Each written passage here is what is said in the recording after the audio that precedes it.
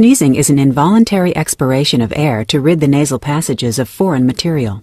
Particles that enter the nostrils and irritate nerve endings in the nasal mucosa trigger impulses that are transmitted via the fifth cranial nerve to the brain's sneezing center in the medulla. This sets off a respiratory response. Rapid inspiration fills the lungs, the epiglottis and vocal cords close, and the muscles of exhalation in the chest and abdomen tighten in a spasmodic contraction. These events create a buildup of pressure in the lungs. When a sufficiently high level of pressure is attained, the vocal cords relax, the epiglottis opens, and an expulsion of air rushes through the nose and mouth. The force of the sneeze propels the irritants out of the nasal cavity.